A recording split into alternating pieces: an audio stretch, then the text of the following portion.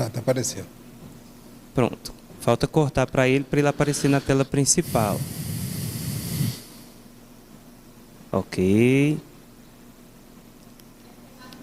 Olá, professor Orlando.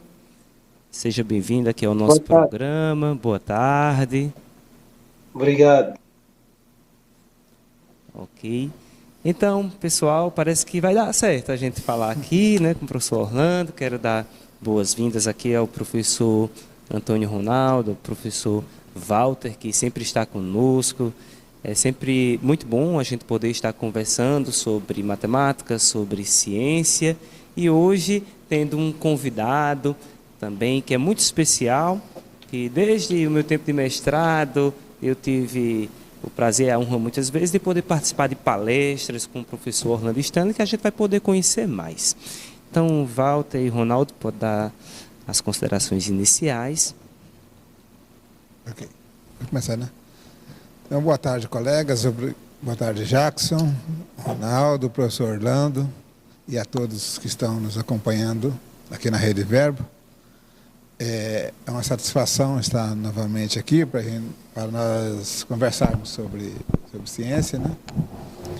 E com certeza é uma grande oportunidade poder ouvir o professor Orlando, que vai trazer um pouquinho dessa experiência que ele tem aqui para o nosso diálogo na TV Verbo. Obrigado ao professor Jackson. É sempre uma honra estarmos aqui recebendo o professor Orlando Stanley Williams, à distância, mesmo assim à distância, né? Falando de São Paulo para o espectador aqui da cidade de Mossoró. E o objetivo aqui é falar um pouco do nosso ramo de ciências, né? A parte da matemática de funções generalizadas de Colombo. Seja bem-vindo, professor Orlando. E aqui, com certeza, vamos ter um bom papo científico nesta mesa aqui da TV Verbo. Professor, o senhor, enquanto estava falando, falou dessa dificuldade de alguém começar a estudar pelas limitações ainda das definições em relação à sua complexidade.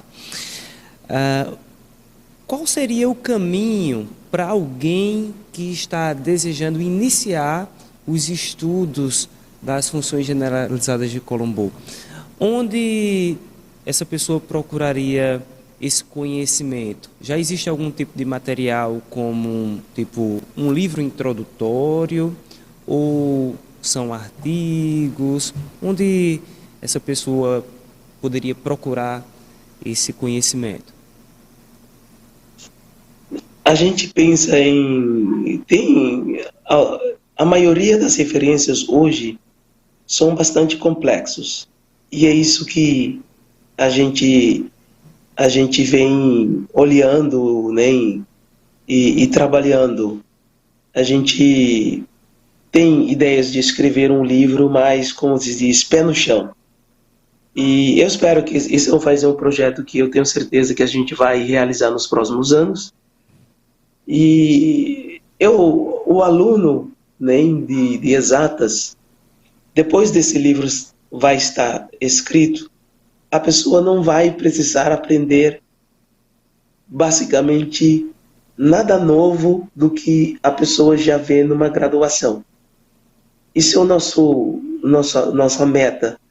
Porque se você precisa aprender algo com definições pesadas e coisa, você exige que a pessoa comece num nível muito alto. Então, o cálculo que uma pessoa aprende da graduação seria o início. Depois de um curso de cálculo 1, saber exatamente que são funções, que são limites, basicamente isso que a pessoa vai precisar. No momento, não existe uma referência ainda que alguém que está nesse nível poder pegar para estudar, certo? Mas a gente vai estar trabalhando nisso para trazer essas referências em etapas. Primeiro vamos começar com uma coisa bastante básica, né? O básico mesmo de cálculo, que a pessoa precisa saber, como que o cálculo de Colombo se insere nisso de forma natural.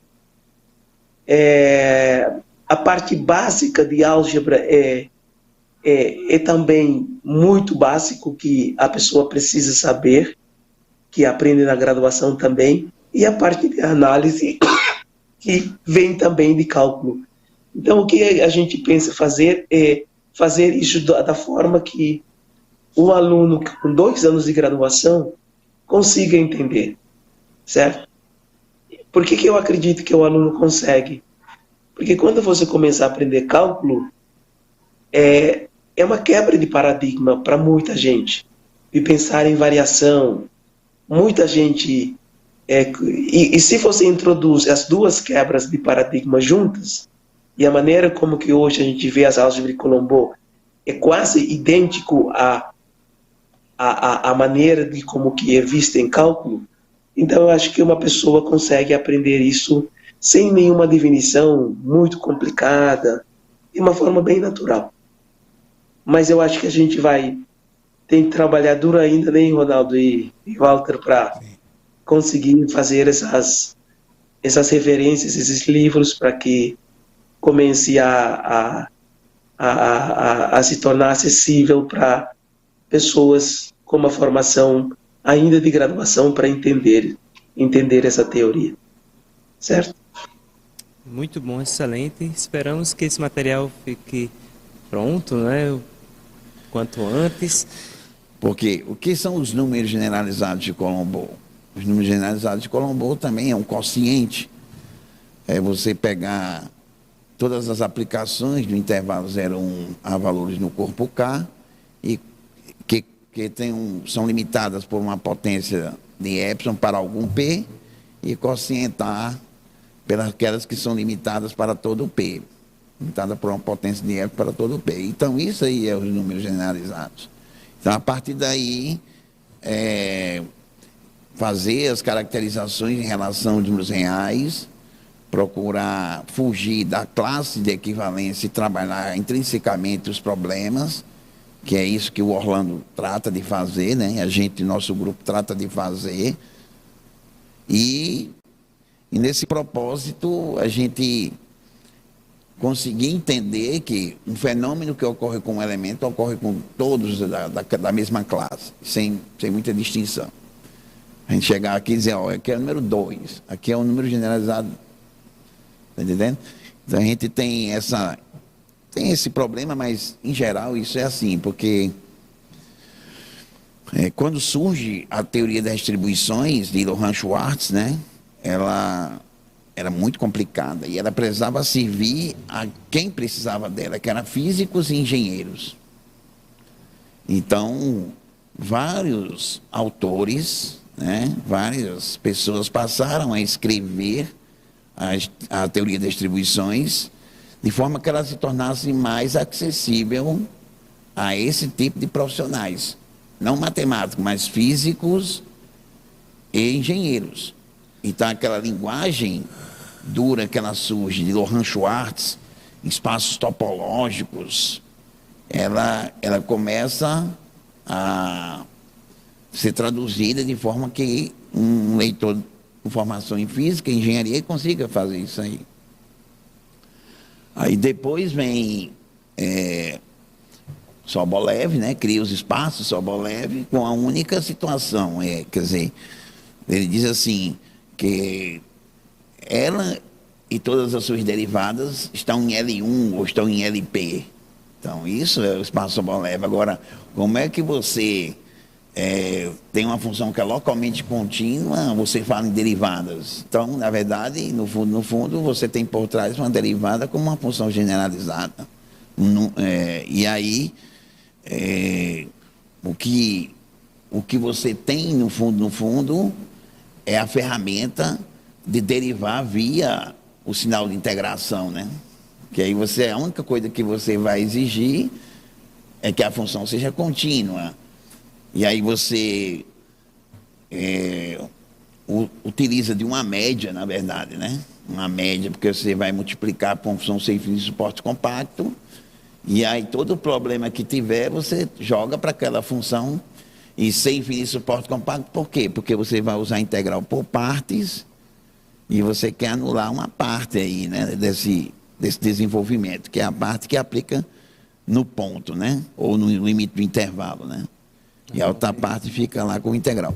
Quer dizer, então, é um trabalho que a gente tem que fazer, que a gente quer fazer e está procurando fazer desde então, para que a gente realmente popularize essa teoria, né? Ronaldo definiu aqui para a gente, de uma forma precisa, né, o que é uma função generalizada de Colombo como um quociente. Mas uma definição como essa, a gente tem na literatura em algum lugar ou só em artigos? Tipo... Nós temos só em artigos. Atualmente, nós não... Temos assim, o Orlando, há muito tempo, ele escreveu um mini curso, acho que para o IMPA. Inclusive, ele me passou esse texto. Infelizmente, a gente tem um problema no computador que, de repente, o HD dá ruim, você perde tudo, todas as informações, né? Mas o Orlando, ele tinha feito um trabalho, um livro, um curso introdutório. Um curso introdutório, que eu acho que ele apresentou no IMPA, e até ele tinha mandado esse material para mim, para a gente iniciar, a partir desse material, uma tradução, uma escrita isso que eu penso, simplificada. Porque, tipo, um curso introdutório, eu acredito que iria despertar muitas pessoas para desbravar, né? Para começar o estudo.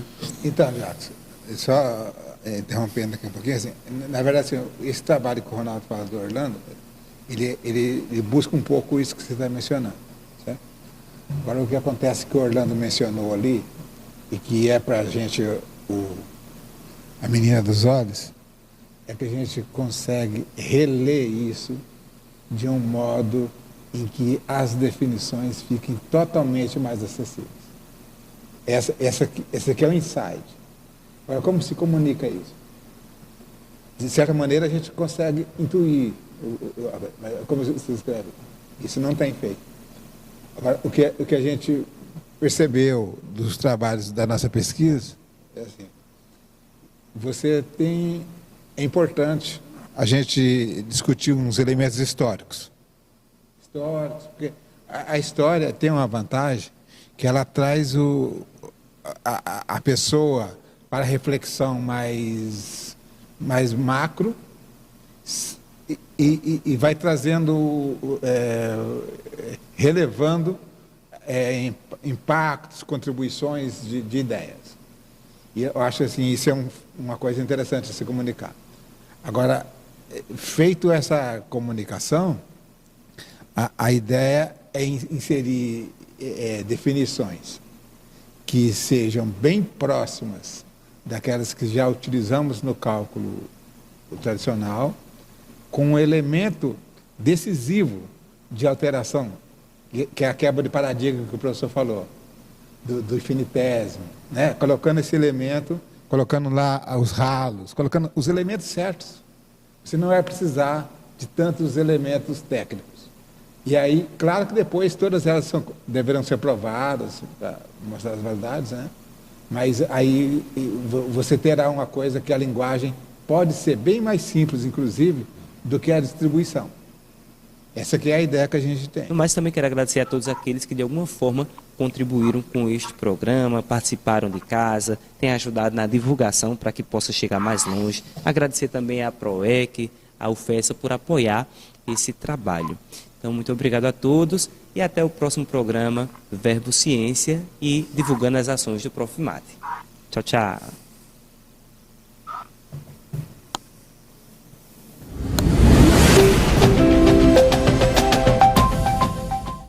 Organizado pelo projeto de extensão divulgando as ações de ensino associadas aos trabalhos envolvidos no programa de mestrado profissional em matemática, em rede nacional, o Profimate, UFESA. Não se esqueça de deixar o seu like, de comentar o que achou do nosso vídeo e compartilhar para que mais pessoas consigam acessar esta informação.